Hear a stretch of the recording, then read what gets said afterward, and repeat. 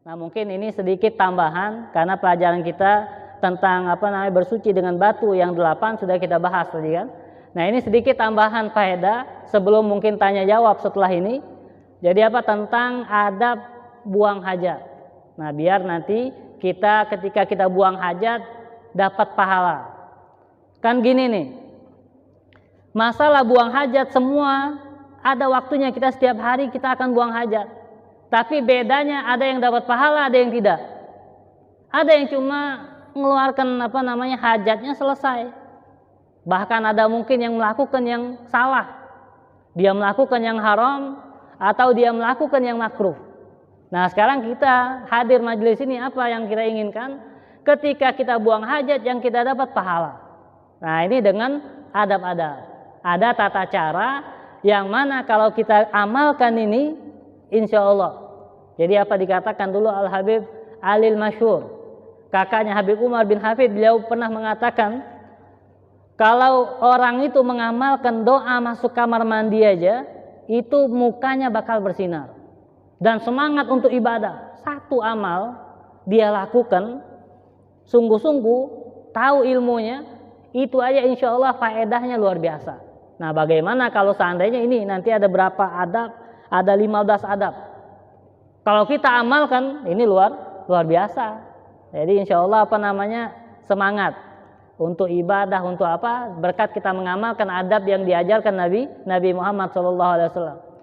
Adabul qada'il hajat. Nah, ini adab ketika kita buang hajat. Yang pertama, lubsu na'len, pakai sendal. Masuk kamar mandi itu pakai sendal, siapkan.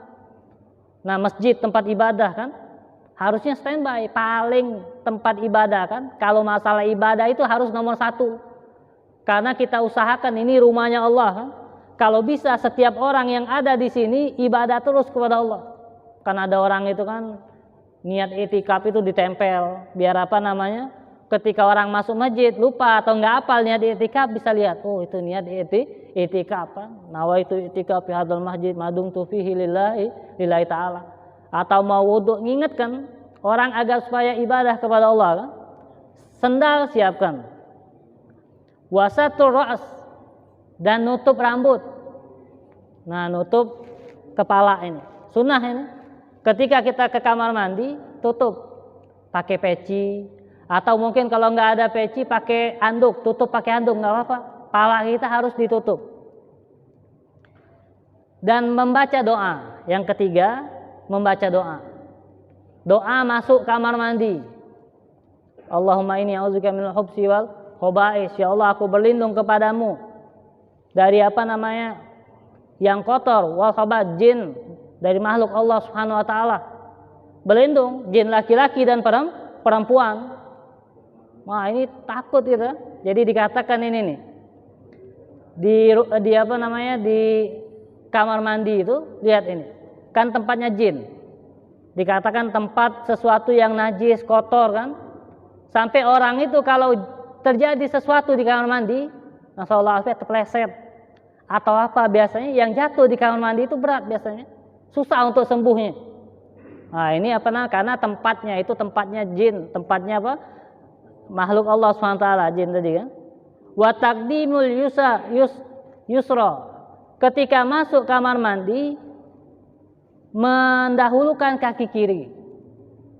Nah, kaki kiri masuk kamar mandi kan. Wa taqdimul yumna indal huruj. Pas keluar kanan. Pas keluar kaki kanan. Dan tidak boleh membawa nama Allah atau yang mulia lah. Nama Allah, nama Rasul, nama mungkin kan mempunyai arti yang mulia, tidak boleh juga kita bawa ke kamar mandi. Kalau bahasa Arab aja, misalkan Ustaz, bahasa Arab saja, bukan mulia misalkan, nggak apa-apa. Kenapa? Karena di Arab itu odolnya, sabunnya bahasa Arab semua kan. Mereka masuk kamar mandi, di kamar mandi nggak apa-apa memang. Yang nggak boleh itu nama yang mulia, nama Allah, nama Rasul. Nah, ini tidak boleh diharamkan kan. Wajulus. Nah, dikatakan ketika kita buang hajat itu duduk. Nah, sekarang kan banyak kan kita lihat di zaman kita sekarang ini, kalau mau buang air kecil diri kan. Nah, itu aslinya tidak menjalankan sunnah. Kalau sunnah itu duduk. Dan subhanallah, setiap yang diajarkan oleh Nabi Muhammad itu mempunyai keutamaan benar. Jadi kalau kita duduk itu bersihnya benar. Apa namanya bersih? Apa ketika kita buang air itu kecil misalkan, ketika kita duduk itu keluarnya lebih apa namanya sempurna daripada kita berdiri. Nanti kalau berdiri itu ada yang nyangkut masih belum keluar benar kan? Nah, itu dengan berdiri tadi. Wa la yatakallam, tidak boleh ngomong. Nah, ketika kita buang air jangan ngobrol, ngomong apa nyanyi. Nah, itu di kamar mandi ini mengganggu. Apalagi yang tadi sudah kita bahas kan, tempatnya jin. Nah, itu hati-hati. Kita harus apa namanya? Seharusnya di tempat itu jangan terlalu lama. Nah, di kamar mandi lama-lama kan. Wala yanzur ila sama. Tidak boleh memandang ke langit. Nah, mungkin baru pertama kali dengar, lihat di kamar mandi. Ini termasuk sesuatu yang dilarang. Au ila farjihi, atau memandang ke kemaluan, melihat ke kemaluan sendiri. Nah, itu dimakruhkan, nggak boleh. Ketika kita buang air atau di kamar mandi kita memandang kepada kemaluan kita, nggak boleh. Au ila ma yahruju minhu, atau memandang kepada apa yang keluar, kotoran. Nah, melihat kotoran ini aslinya perbuatan yang apa namanya? Ya hina, nggak bagus. Kenapa kita? Nah, jadi apa namanya? Ketika kita buang air, ya pandanglah ke depan. Jangan terlalu ini kan, terlalu apa namanya? Ngelamun atau apa kan? Tidak boleh ngelihat ke atas, melihat ke bawah aja. Jadi bagusnya kemana? Ke depan. Mandang ke depan kan? Wa alla yasuk, jangan meludah. Nah, meludah ini kita ludah ke tempat apa namanya, klosetnya atau di mana ketika kita buang air, nggak boleh. Wa alla yarfa saubahu hatta yadnu minal ardi shay'an fasi'an.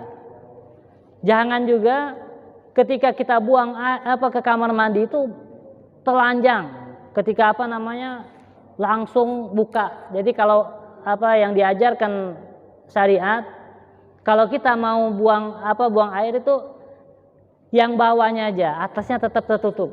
Jadi apa, dan juga nutupi. Kalau apa namanya, kalau pakai sarung itu diangkat diginikan. Jadi masih kita juga tidak bisa melihat kemaluan. Jadi sarungnya dia apa namanya diangkat begini nih, dia nutupin apa namanya ini. Nah, cuma sekedarnya aja, bukan dibuka semua sampai apa terbuka. Nah, soalnya ini di kamar mandi itu memang manusia tidak bisa melihat, sudah kita kunci. Tapi makhluk-makhluk yang lain ada, jin di situ, binatang-binatang, belum lagi apa yang melihat. Nah, jadi kita dianjurkan tetap apa menutup kan, apalagi perempuan misalnya tutup. Dan juga sampai ada Sayyid Muhammad bin Ali Maliki, Abu Maliki itu beliau kalau mandi pakai telesan terus. Jadi apa pakai ini tetap, karena tahu itu ada makhluk yang lain walaupun nggak ada yang lihat kan, walaupun tertutup nggak ada orang tapi tetap menutup kan.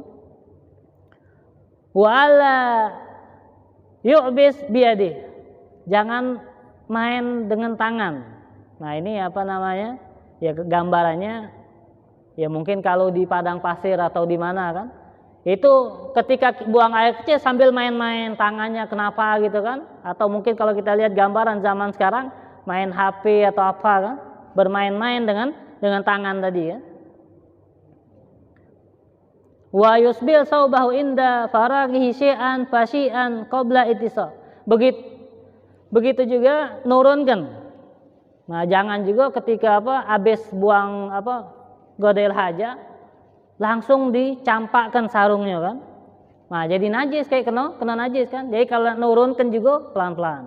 Sekiranya kita tegak dikit, turunkan dikit sampai tidak ada kena najis kan. Soalnya di bawahnya najis kan. Kalau kita langsung campakkan itu akhirnya najis kan. Wa yastabri'a. Nah, ini yang kemarin kita bahas, ayastabri'a. Kalau bersuci itu membersihkan benar. Kalau buang air kecil itu sampai bersih. Membersihkan dengan tanah nuh. Dengan itu atau dengan mengurut itu kan yang kemarin kan, sampai 3 kali. Nah, sampai bersih kan. Nah, ini beberapa adab tentang kalau kita mau godail haja, kamar mandi itu adab-adab. Ya sebisanya, ini yang namanya adab ini semampu kita.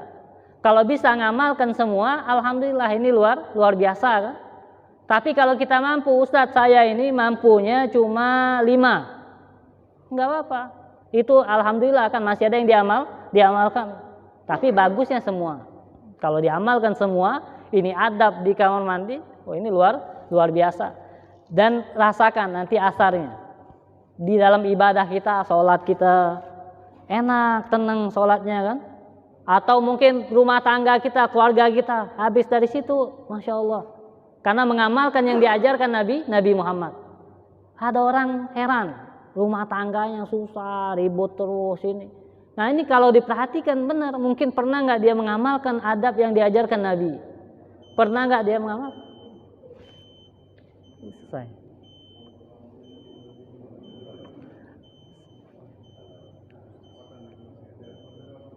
Kalau ada pertanyaan, silahkan. Assalamualaikum warahmatullahi wabarakatuh. Ada 2 pertanyaan. Yang pertama, kalau kita berwudu, apakah boleh hanya memakai anduk saja di bagian bawah, atasnya telanjang bulat? Yang pertama itu.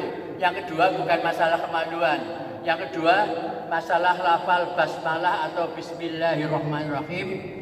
Sebagaimana kita ketahui, Bismillahirrahmanirrahim termasuk ayat pertama surat Al-Fatihah. Tetapi banyak juga di luar sana, di sini enggak. Di luar sana seberang banyak yang membaca Al-Fatihah enggak pakai basmalah. Bagaimana hukumnya? Terima kasih. Assalamualaikum warahmatullahi wabarakatuh. Yang pertama itu apa? Yang pertama, berwudu tidak pakai cuma pakai anduk aja, ditutupi anduk itunya, di atasnya telanjang. Berwudu itu ini, kalau telanjang berwudu nggak apa-apa, sah, tapi nggak berakhlak, nggak beradab, sah wudunya. Telanjang bulat di kamar mandi berwudu, sah wudunya, nggak ada tetap sah wudunya, tapi tidak menjalankan sunnah. Termasuk sunnah wudu itu menutup aurat kan. Dan kalau Bismillah tadi benar hilaf ulama, ada yang mengatakan itu termasuk Al-Fatihah, ada yang mengatakan tidak. Alhamdulillah mazhab kita Imam Syafi'i Bismillah termasuk. Nanti di Hanafiyah, mazhab Imam Ahmad, dan sebagian mazhab yang lain mengatakan bukan, Bismillah itu bukan termasuk Al-Fatihah, tidak termasuk surah Al-Fatihah. Jadi di situ sumber hilafnya kan. Nah ya, kalau kita mazhab Syafi'i, Bismillah pakai. Nah sekarang ini yang jadi masalah, ada orang nggak tahu mazhab, taunya dia baca di internet, nggak tahu itu mazhabnya orang, dia pakai. Sampai dia mengatakan saya tidak bermazhab, saya tidak ikut Imam Syafi'i, saya ikut siapa yang saya mau. Nah itu kan, jadi mereka apa yang mereka mau. Assalamualaikum warahmatullahi wabarakatuh. Yang kami tanyakan, kalau buang air besar itu saya pernah lihat sambil merokok, gimana itu? Ustaz. Jadi ini nih, itu mungkin termasuk yang main-main tadi kan. Dan dianjurkan ini nih, syariat juga ketika kita buang air besar itu kan ya fokus kan, orang tuh kadang sambil merokok, main HP itu pengaruh ke kesehatan juga. Dan juga kalau adab ditaruh di tempat kloset atau itu memang juga tidak termasuk adab. Kalau masalah haram, wallahu alam, karena rokok ini kan baru kan di masa kita kan.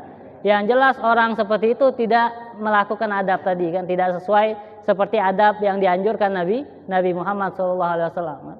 Jadi yang dia lakukan ya biasa setan itu yang mempengaruhi kan, menghayal, merokok itu sambil menghayal kalau mandi kan. Nah itu setan yang mempengaruhi kita kan. Assalamualaikum warahmatullahi wabarakatuh. Waalaikumsalam. Bicara tentang tohara dengan batu tadi, itu urgensinya gimana Ustaz? Apakah itu memang tadi bilang bisa dua-duanya, kemudian tidak ada air, ya gitu. Nah itu kan kita mungkin jaranglah yang melakukan bersuci dengan batu ini. Nah, di mana kita kapan kita lakukan seperti itu? Itu yang pertama. Kemudian kalau kita main logika, batu itu tidak membersihkan, tapi mensucikan batu gitu ya. Contoh misalnya kita buang air besar, dengan batu itu yakinlah itu tidak bersih, tapi suci ya. Nah itu bagaimana Ustaz? Ya, oleh karena itu makanya sepertinya awam gitu pakai batu ini. Makasih.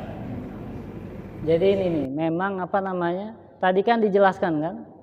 Memang aslinya yang lebih ditekankan batu. Apa air yang lebih ditekankan air. Batu ini apa namanya? Cadangan kan? Atau mungkin kalau memang mau menggunakan batu ya boleh, tapi itu tadi kan apa syaratnya ada tadi, nggak boleh terkena air, nggak boleh apa, akan ada syarat tadi kan. Nah tapi memang yang lebih utama dengan air. Air itu yang lebih utama. Kalau memang ada dua, boleh. Misalkan ada air, kita ada air, pengen menggunakan batu misalkan, tapi harus 8 syarat tadi harus kita penuhi. Nah harus menggunakan yang 8 tadi ya. Kalau sampai 8 tadi ada yang kelewatan satu saja nggak sah.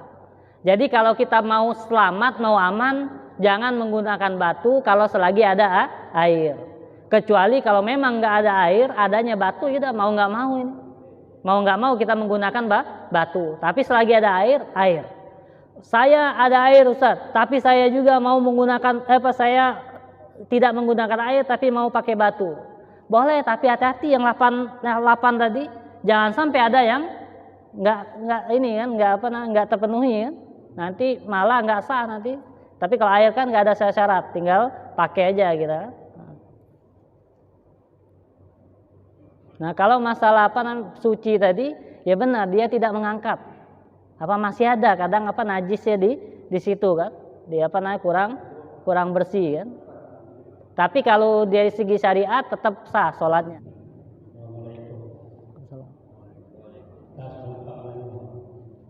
Ini aku lahir tahun 48 di Sungai Grong, asisten. Nah itu ada kawan, wong tua aku ini wong asing, Amerika kan. Nah itu Islam, tapi dia itu bercebok sama tisu. Nah, banyu ada, Sungai Grong dulu kan cukup Pak. Nah, banyu ada, tisu ada, dia itu nak sholat, tapi tak kalah pakai baju, kalah pakai tisu. Nah itu apa hukumnya Pak? Apalagi kalau umpama kita pakai batu tadi, lecet Pak. Iya, tak ngerti zaman sekarang batu. Apalagi ibu kalau nak pakai batu lecet. Nah itu baik. Terima kasih. Jadi ini nih kalau masalah tisu itu pembahasan muasir. Muasir ini fikih yang baru kan. Karena kalau di pesawat itu susah nyari air mana. Nah, sebagian ulama membolehkan karena di syarat yang tadi, kolik mengangkat najis, bisa dia mengangkat najis. Tisu tadi sampai najis itu diangkat, bersihkan pakai, bisa. Sebagian ulama membolehkan, walaupun nanti ada juga yang tidak membolehkan. Nah, kalau kita mudorot misalkan di pesawat atau di mana, boleh dah. Kita taklid ngikutin ulama yang membolehkan. Nah, kalau masalah yang tadi yang disampaikan Bapak orang tadi, itu mungkin dia punya keyakinan itu bisa atau lebih bersih daripada air kita mungkin kan, karena dia orang asing kan. Mungkin dia lihat padahal memang air sungai itu walaupun warnanya coklat, tapi dia mengangkat lebih dari tisu. Air itu menghilangkan najis, benar kan? Nah, jadi kembali ke pemahaman atau keyakinan dia. Kalau memang dia itu orang paham ilmu, dia taklid ulama tadi sah saja. Dia pakai tisu tadi boleh-boleh aja, karena kalau mengikuti ulama yang membolehkan. Tapi kalau dia tidak tahu hukumnya, cuma pakai tisu aja, nah ini kembali nanti wallahu alam kan. Dia tidak menggunakan ilmu, cuma menggunakan yang dia pilih aja kan, karena tidak mau menggunakan air kan? Jadi tidak mengangkat najis kalau memang tidak mengikuti syariat tadi ya. Bismillahirrahmanirrahim. Alhamdulillahirabbil alamin. Allahumma shalli ala sayyidina Muhammad wa ala ali sayyidina Muhammad. Allahumma inna nas'aluka huda wa tuqa wal afiyah wal ghina wal afiyah wa yaqin wa sabatal haqq wal afiyah nasam syarjana. Allahumma aghnina bil ilmi wa zina bil hilmi wa akrimna bit taqwa wa jamilna bil afiyah. Allahumma ja'al jaman haja jaman huma tafaqna bazin tafarqa ma'suma wa la tajallahuma fina wa la ma'ana wa la ilaina sagiyan wa la mahruma. Rabbana atina fid dunya hasanah wa fil akhirati hasanah wa qina adzabannar. Wa sallallahu ala sayyidina Muhammadin nabil ummi wa ala alihi wa sahbihi wasallam walhamdulillahi rabbil alamin.